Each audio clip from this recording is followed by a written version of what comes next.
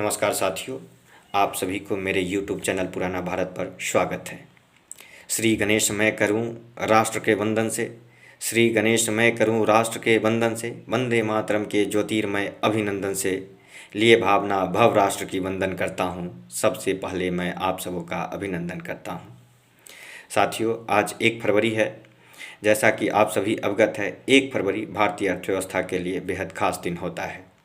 आज भारत के वित्त मंत्री श्रीमती निर्मला सीतारमण भारत के राष्ट्रपति श्री रामनाथ कोविंद से अनुमति लेकर लोकसभा में केंद्रीय बजट 2022-23 प्रस्तुत की।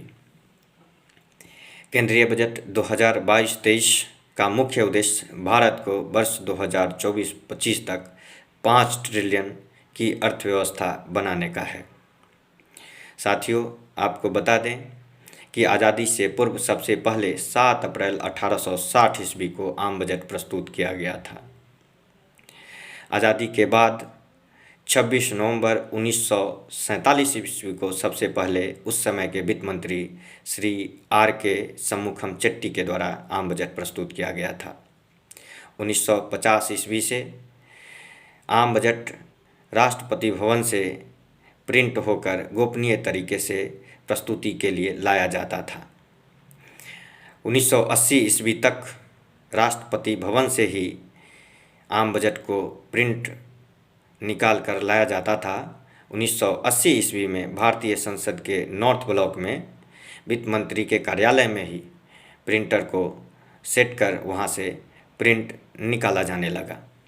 साथियों, आपको बता दें 1955 ईस्वी तक आम बजट केवल और केवल अंग्रेजी भाषा में छपती थी। बाद में इसे अंग्रेजी और हिंदी दोनों भाषा में प्रकाशित किया जाने लगा।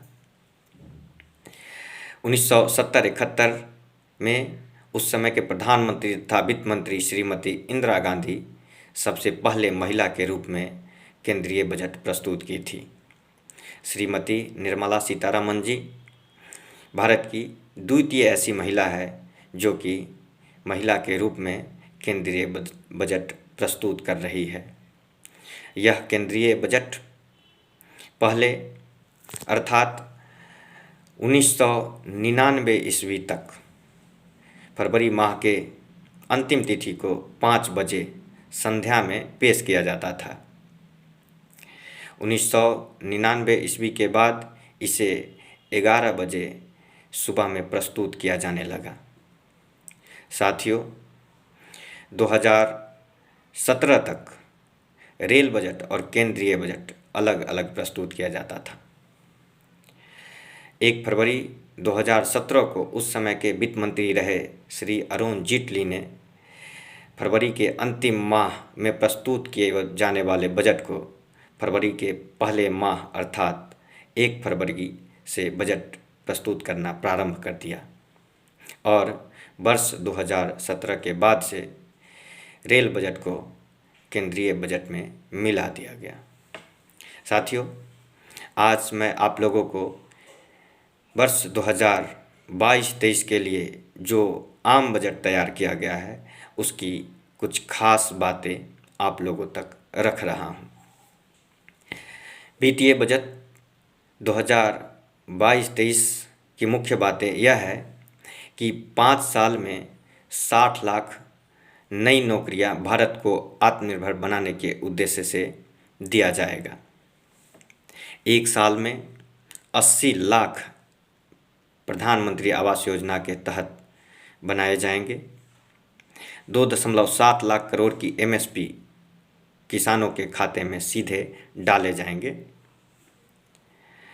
राज्य सरकार के कर्मचारी अब NPS से 14% कटवा सकेंगे।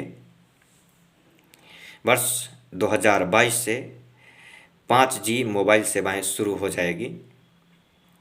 RBI अब डिजिटल रुपया जारी करेगा। साथ ही साथ 1.5 लाख डाक घरों को कोर बैंकिंग से जोड़ दिया जाएगा। इस वित्तीय बजट में डिजिटल यूनिवर्सिटी की स्थापना की बात कही गई है। 400 नई वंदे भारत रेलगाड़ियां तैयार की जाएगी। LIC का IPO लाने की भी योजना है। इंपोर्ट कम करने की भी बात कही गई है। आंगनबाड़ी और पोषण 2.0 की शुरुआत की भी बात की गई है। क्रिप्टो करेंसी पर 30% टैक्स देना पड़ेगा तथा 1% का TDS लगेगा। कुल मिलाकर यूनियन बजट में क्या क्या सस्ता होगा वह मैं आप लोगों को बता दूं। कपड़ा और चमड़े का सामान सस्ता होगा, मोबाइल फ़ोन और चार्जर सस्ता होगा, हीरे के आभूषण सस्ते होंगे, कटे और पॉलिश हीरे और रत्नों पर कस्टम ड्यूटी 5% कर दिया गया है।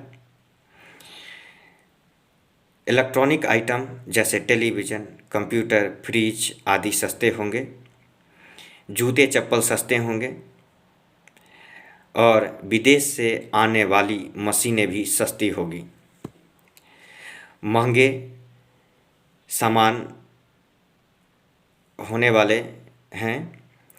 आर्टिफिशियल गहने अर्थात कृत्रिम गहने महंगे हो जाएंगे, विदेशी छाता का मूल्य बढ़ जाएगा तथा कैपिटल गुड्स अर्थात कंपनियों में इस्तेमाल किए जाने वाले उत्पाद जिससे उपभोक्ताओं के लिए सामान तैयार किए जाते हैं उन वस्तुओं का मूल्य बढ़ जाएगा।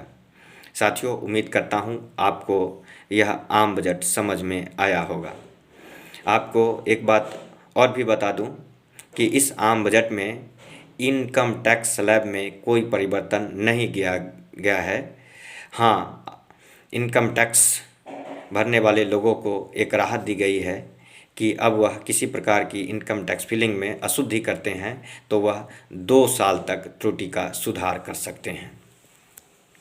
जो दरें पहले से चली आ रही थी वही दरें अभी भी लागू रहेगी। मुझे उम्मीद है आप लोगों को यह आम बजट सरल भाषा में पसंद आई होगी। धन्यवाद।